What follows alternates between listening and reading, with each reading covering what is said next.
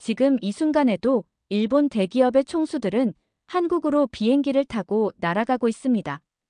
일주일 후면 일본 TV 산업이 망하기 직전이거든요. 지금 피땀 흘려 일본이 TV를 팔면 한국은 누워서 돈을 샌다고 합니다. 일본 전체 기업 중에서 그 어느 곳도 독자적으로 OLED를 만들 수 있는 회사가 없기 때문이죠. IMF 시절 한국을 개무시하던 일본은 이제 한국이 노라고 외치면 일본 TV 산업이 멈춰버리게 됩니다. 한국을 무시하던 일본에게 완벽한 복수를 한 사연은 무엇일까요? 영상을 보기 전 구독과 좋아요 눌러주시면 영상을 제작하는 데 있어 큰 힘이 됩니다. 저는 일본 도쿄에서 15년째 디스플레이 개발 엔지니어로 일하고 있는 사토 미사키라고 합니다. 올해 35살이고요. 니폰 디스플레이라는 회사에서 OLED 기술 개발팀장을 맡고 있었죠. 그날은 평범한 월요일 아침이었습니다. 커피를 마시며 이메일을 확인하는데 갑자기 눈이 휘둥그레졌어요. 한국에 있는 KD전자에서 온 메일이었거든요. 제목부터 심상치 않았습니다. 공급 계약 중단 통보라고 적혀 있더군요. 내용을 읽어보니 더 충격적이었습니다. 우리 회사의 핵심 부품을 공급해오던 계약을 7일 후부터 중단한다는 거예요. 이유는 간단했습니다. 우리 회사의 기술 수준이 기대에 못 미친다는 것이었죠. 잠깐만요. 우리가 누군데요? 일본 디스플레이 업계의 자존심이라고 불리던 니폰 디스플레이 아닙니까? 제가 15년 동안 밤낮으로 연구해온 기술들이 하루아침에 쓸모없다는 말인가 싶더라고요. 그런데 이게 끝이 아니었습니다. 10분 후에 또 다른 메일이 왔어요. 이번엔 SS 디스플레이라는 한국 회사였습니다. 역시 같은 내용이었죠. 협력 거절이라는 짧고 굵은 통보였어요. 사무실이 갑자기 술렁거리기 시작했습니다.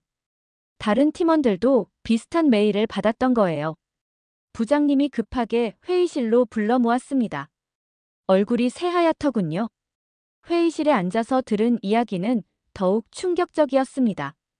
우리 회사의 OLED 수율이 고작 23%라는 거예요. 반면에 한국 회사들은 94%를 찍고 있다고 하더라고요.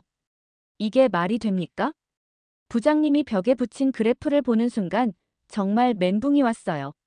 숫자로 확인하니까 더 참담했거든요. 우리가 100개 만들면 23개밖에 제대로 안 나온다는 뜻이잖아요. 한국은 100개 중에 94개가 완벽하게 나온다고 하니까요. 그때 부장님이 한 말이 지금도 생생합니다. 7일 안에 대안을 찾지 못하면 우리 생산 라인이 전면 중단될 수밖에 없다고 하시더라고요. 직원들 얼굴이 하얗게 질렸어요. 저도 그때까지는 솔직히 한국 기업들을 우습게 봤거든요. 일본 기술력이면 충분히 따라잡을 수 있다고 생각했습니다. 하지만 현실은 정반대였어요. 우리가 뒤처진 게 아니라 아예 게임이 안 되는 수준이었던 거죠. 집에 돌아가는 길에 계속 생각해봤습니다. 도대체 언제부터 이렇게 된 건가 싶어서요. 15년 전 신입사원 때가 생각났어요. 그때 한국에서 온 연구원이 했던 말이 떠오르더라고요. 특허 관리를 소홀히 하면 나중에 큰일 난다고 경고했었거든요. 그때 저는 뭐라고 했는지 아세요? 일본 기술을 누가 따라잡겠냐고 비웃었어요. 참 부끄럽습니다. 그 한국 연구원 이름이 김민준이었는데 지금 생각해보니 정말 예언 같은 말이었어요. 그날 밤 가족들한테 이야기했더니 다들 믿지 못하겠다는 반응이었어요. 특히 아버지께서 그러시더라고요. 일본이 언제부터 한국한테 밀렸냐고 말이에요. 저도 대답할 말이 없었습니다. 그 충격적인 통보를 받고 나서 계속 10년 전 일이 생각나더라고요. 제가 신입사원이었을 때 이야기입니다. 회사에서 한국과 기술 교류회를 한 적이 있었어요. 그때 처음 만난 한국 연구원이 바로 그 김민준이라는 사람이었죠. 나이도 저랑 비슷했고 되게 성실해 보이는 인상이었습니다. 그런데 그 김민준이 저한테 이상한 이야기를 하더라고요. 일본이 특허 관리를 소홀히 하고 있다면서 10년 후에는 정말 후회할 거라고 경고했어요. 솔직히 그때는 뭔 소리인가 싶었거든요. 저는 정말 오만했습니다. 한국 기술이 일본을 따라잡을 수 있겠냐고 비웃었어요. 우리 선배들도 다들 그랬거든요. 한국은 아직 한참 멀었다면서 콧방귀를 뀌더라고요. 김민준이 그때 한 말이 지금도 기억납니다. KD전자에서 외국 특허를 엄청나게 사들이고 있다고 하더라고요. 특히 OLED 관련 특허만 2,800건도 넘게 확보했다면서요. 미국 코닥이라는 회사가 망할 때 그 특허들을 싹 다 사갔다는 거예요. 그때 제가 뭐라고 대답했는지 아세요? 특허 같은 건 돈으로 사는 거 아니냐고 했어요. 진짜 기술력은 우리가 더 앞선다고 큰 소리 쳤거든요. 지금 생각해보니 정말 부끄럽습니다. 교류회가 끝나고 나서 동기들이랑 술집에서 이야기했는데 모두 한국을 우습게 봤어요. 아직 몇 년은 더 걸릴 거라고 했죠. 한국이 언제 우리를 따라잡겠냐면서 말이에요. 그때 분위기가 그랬거든요. 더 충격적인 건 우리 일본 회사 중에 아이데미츠라는 화학회사가 있었는데 얘네가 한국 편을 든 거예요. KD전자랑 손잡고 OLED 소재를 공급하기 시작한 거죠. 우리 업계에서는 완전히 배신자 취급했어요. 회사 사람들이 아이데미츠 욕을 엄청나게 했거든요. 일본 기업이 어떻게 한국 편을 드냐고 말이에요. 민족의 배신자라고까지 했으니까요. 지금 보니까 그게 생존 전략이었던 건데 그때는 몰랐죠. 그런데 지금 와서 보니까 김민준의 예언이 정확히 맞아떨어진 거예요. 정말 딱 10년 만에 우리가 완전히 뒤처지게 됐거든요. 그때 그가 말했던 특허가 이렇게 무서운 무기가 될 줄 몰랐습니다. KD전자가 지금 가지고 있는 OLED 특허만 해도 2,800건이 넘어요. 우리가 아무리 기술을 개발해도 그들 특허를 피해갈 방법이 없는 거죠. 로열티를 내든지 아니면 아예 포기하든지 둘 중 하나예요. 더 충격적인 건 우리 회사가 개발한 기술조차도 KD전자 특허에 걸린다는 거였어요. 15년 동안 밤낮 없이 연구한 제 기술이 사실상 쓸모없게 된 거죠. 정말 허탈했습니다. 회사 법무팀에서 분석해보니까 우리가 할 수 있는 선택지가 거의 없더라고요. 특허 우회 기술을 개발하려면 최소 5년은 걸릴 것 같다고 하더라고요. 그것도 성공한다는 보장이 전혀 없고요. 그때서야 깨달았습니다. 김민준이 왜 그렇게 경고했는지 말이에요. 기술력만으로는 안 되는 거였어요. 특허라는 게 정말 보이지 않는 사슬 같은 거더라고요. 한번 묶이면 절대 빠져나올 수 없는 그런 거였습니다. 밤늦게 연구실에 혼자 앉아서 그 예언 같던 말을 계속 떠올렸어요. 내가 그때 좀 더 겸손했더라면 어땠을까 싶더라고요. 그런데 후회해봤자 이미 늦었습니다. 다음 날 아침 회사에 출근하자마자 급작스러운 소식을 들었습니다. 우리 임원진들이 한국으로 출장을 간다는 거예요. 그것도 당장 오늘 비행기를 타고 말입니다. 상황이 정말 급박했거든요. 부장님이 저를 불러서 같이 가자고 하더라고요.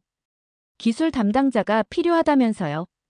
인천공항에서 파주에 있는 KD전자 본사까지 가는 동안 차 안 분위기가 정말 무거웠어요. 평소에 말 많던 상무님도 한마디도 안 하시더라고요. KD전자 본사에 도착해서 더 충격을 받았습니다. 우리가 15분 면담 시간을 받았다는 거예요. 고작 15분이요. 우리가 누구인데 15분밖에 시간을 안 준다는 말입니까?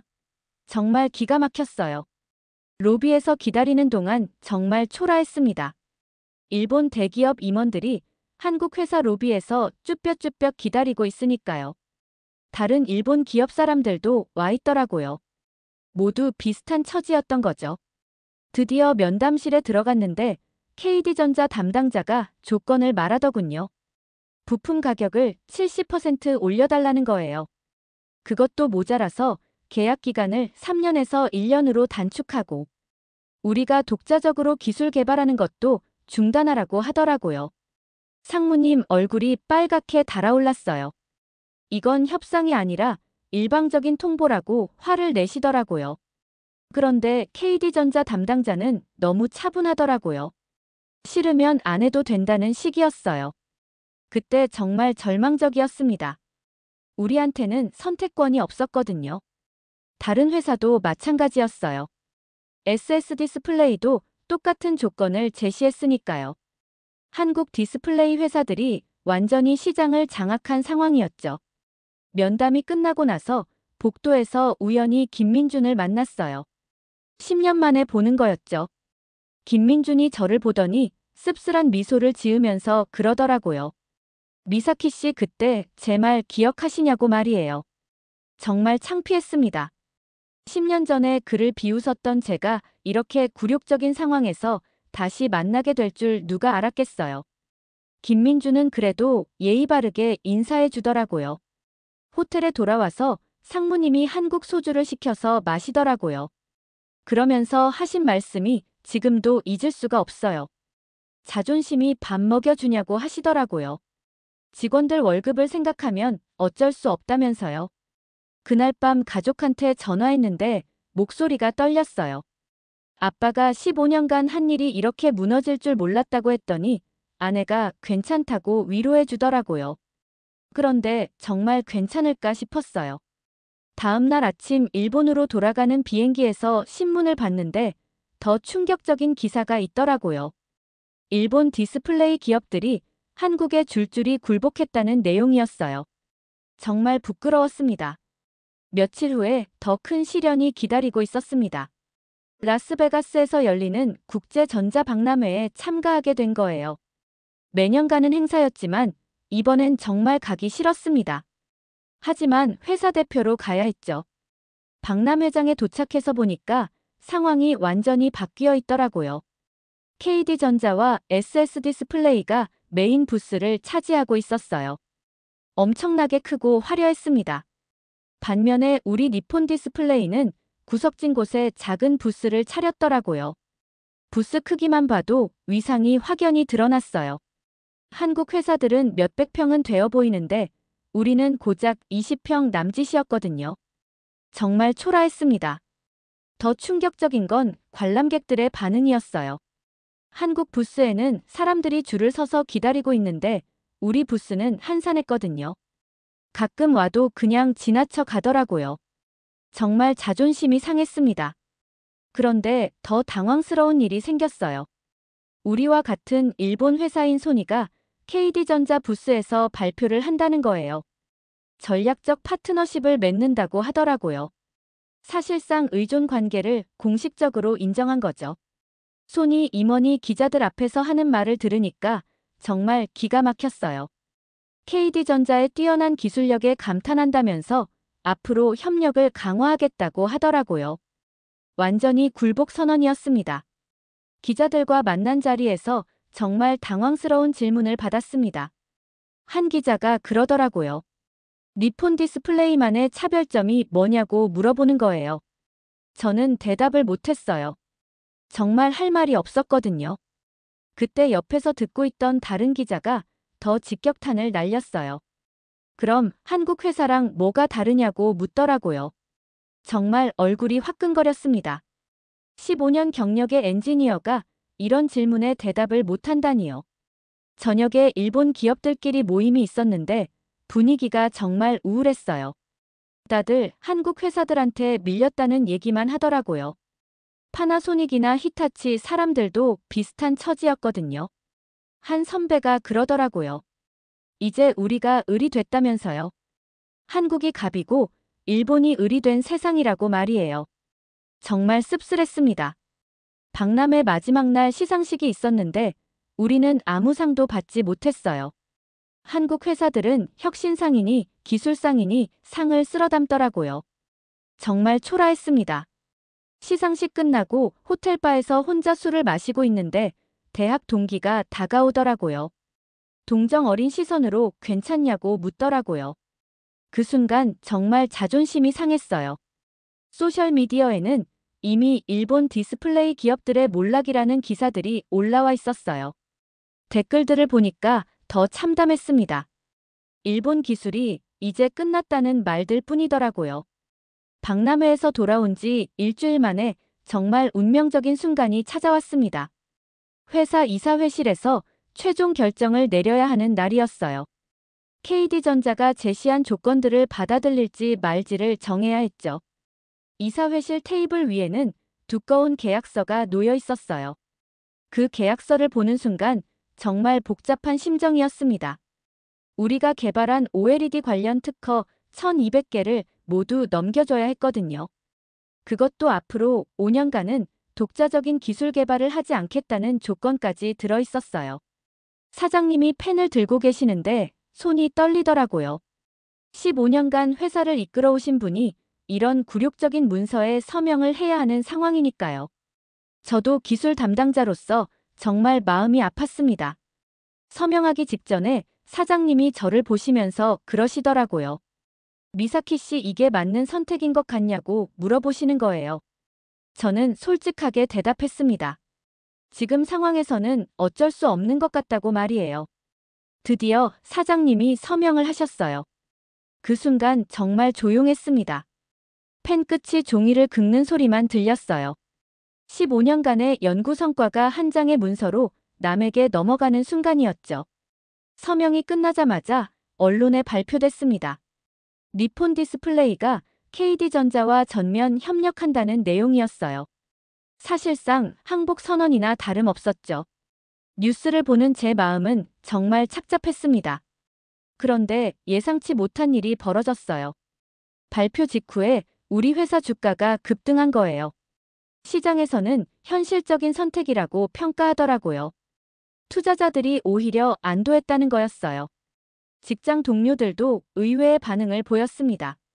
걱정했던 것과 달리 박수를 치면서 축하해 주더라고요.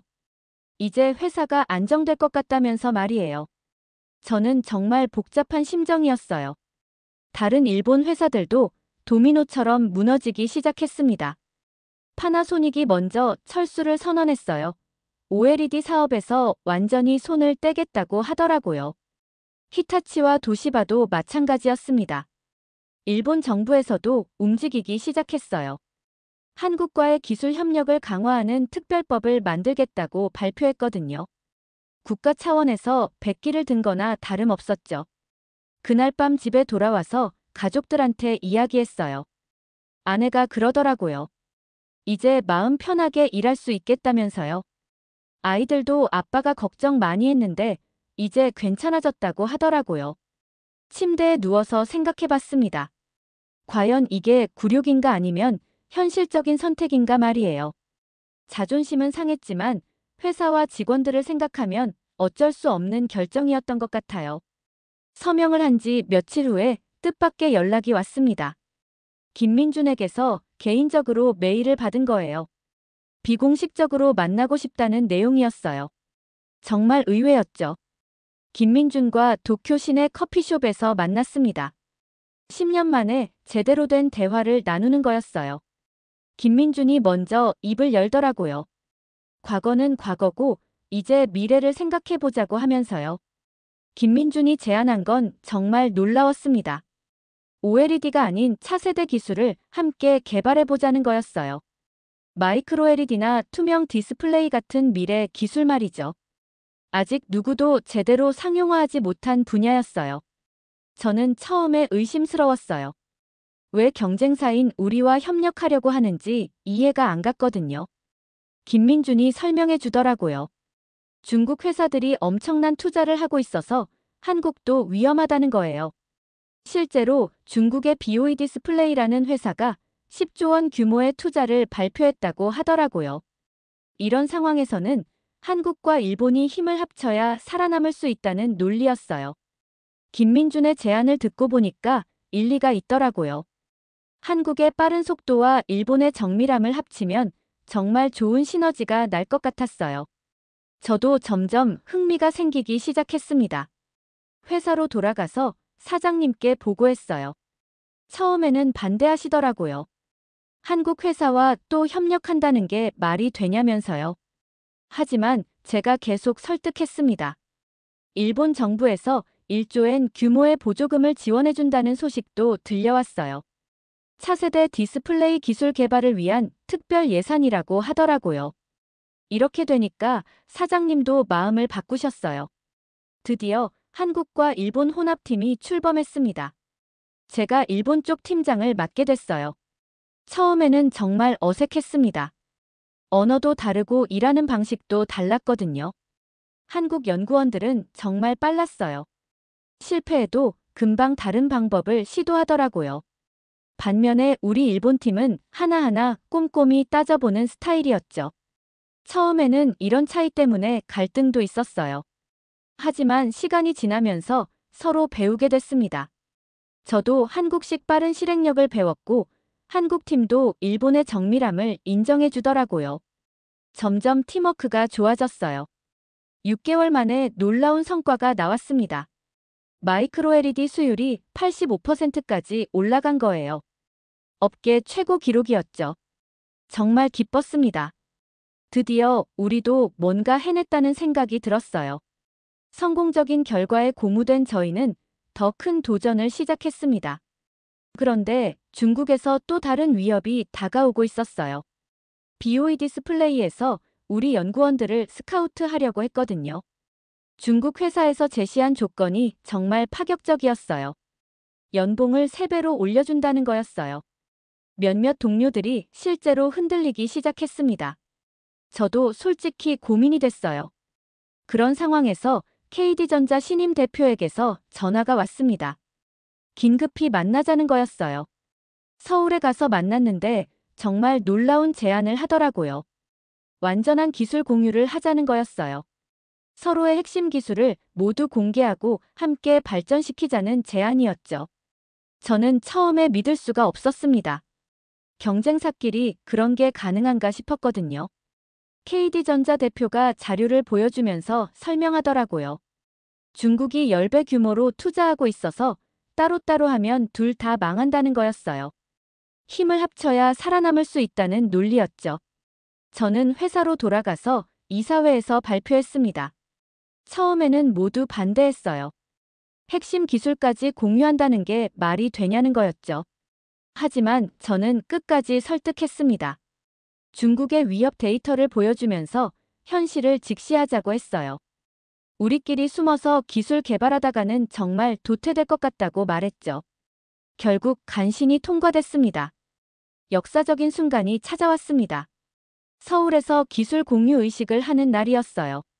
저는 15년간의 연구 데이터가 담긴 USB를 준비했습니다. 김민준도 마찬가지였어요. 두 사람이 동시에 USB를 교환하는 순간 정말 떨렸어요. 이게 신뢰라는 것인가 싶었거든요. 기술보다 더 중요한 게 믿음이라는 걸 그때 깨달았습니다. 기술 공유 후 시너지 효과가 폭발적으로 나타났어요. 8K 해상도 투명 마이크로 LED를 세계 최초로 상용화하는 데 성공했거든요. 정말 꿈만 같았습니다. 애플과 구글 같은 글로벌 기업들에서 연락이 오기 시작했어요. 우리 기술을 쓰고 싶다는 거였어요. 주문량도 엄청났습니다. 일본 내 공장을 다시 가동해야 할 정도였어요. 새로운 공장 건설로 5,000개의 일자리가 생겼습니다. 지역 경제도 살아났어요. 정말 기뻤습니다. 굴욕적이라고 생각했던 협력이 이런 결실을 맺을 줄 몰랐거든요. 투명 디스플레이 시연회를 했을 때 관객들이 일제히 감탄하는 소리를 들었어요. 정말 자랑스러웠습니다. 드디어 우리도 세계를 놀라게 할 수 있는 기술을 만들어낸 거예요. 그로부터 2년이 지났습니다. 한국과 일본의 디스플레이 동맹이 전 세계 시장의 70%를 장악하게 됐어요. 정말 꿈만 같은 일이었습니다. 저는 새로 설립된 한일공동연구센터의 소장으로 승진했어요. 김민준과 함께 차세대 기술 개발을 이끌고 있습니다. 매주 도쿄와 서울을 오가며 바쁘게 일하고 있어요. 양국 정상이 참석한 가운데 완전 통합 선언식이 열렸습니다. 정말 역사적인 순간이었어요.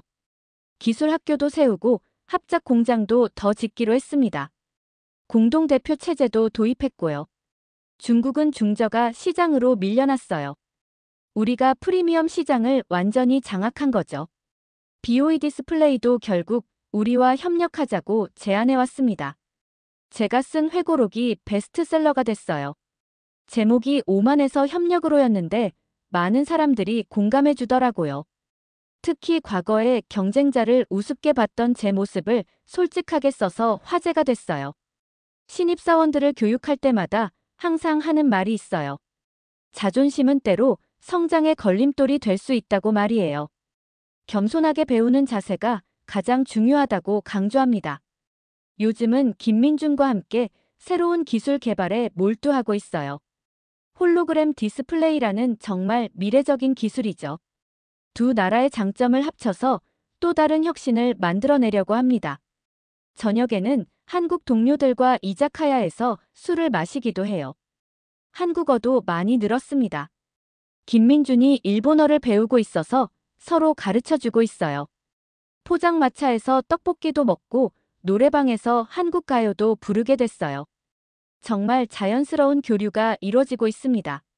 진짜 화해라는 게 이런 게 아닐까 싶어요. 15년 전 저는 일본 기술의 우월성을 믿어 의심치 않았습니다. 하지만 진짜 우월한 건 기술이 아니라 배움의 자세였어요. 굴욕이라고 생각했던 그 순간들이 실은 제 인생 최고의 터닝 포인트였습니다. 지금 저희가 만드는 디스플레이에는 한국의 속도와 일본의 정밀함이 모두 담겨 있어요. 이것이야말로 진정한 기술의 승리가 아닐까 생각합니다. 이번 사연은 여기까지입니다. 오늘 사연은 어떠셨나요?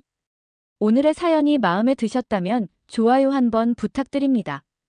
여러분의 좋아요와 구독은 영상을 만드는데 큰 힘이 됩니다. 긴 영상 시청해주셔서 감사합니다. 오늘도 행복이 넘치는 하루 되세요.